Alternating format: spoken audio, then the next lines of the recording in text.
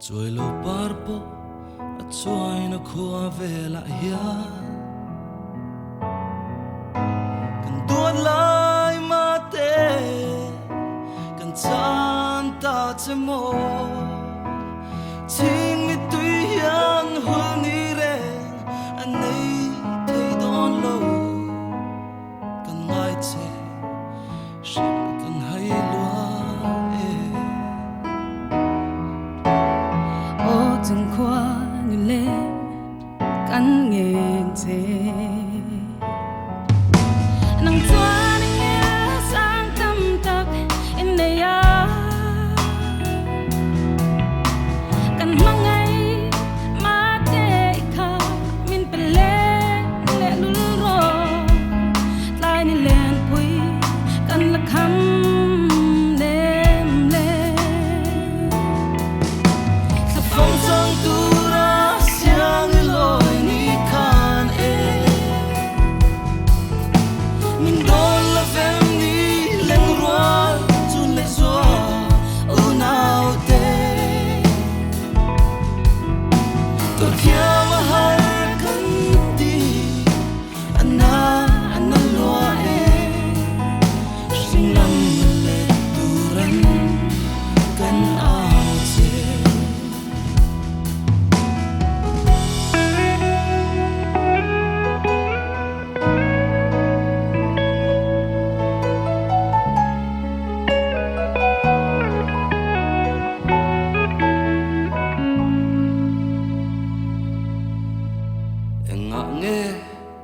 anh vàng nghe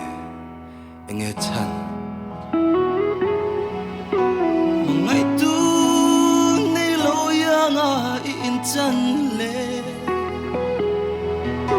cần lung lai đắm thấy lâu tin lai u nào tê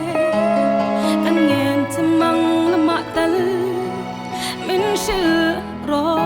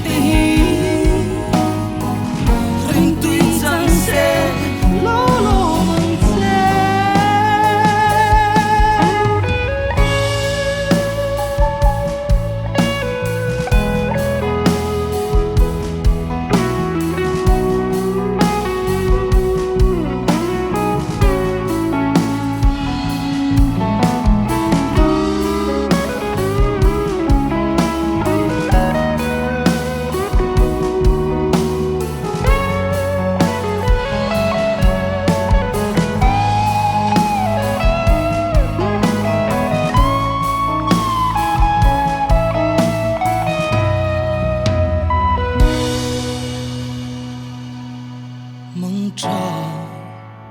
Christi mong cha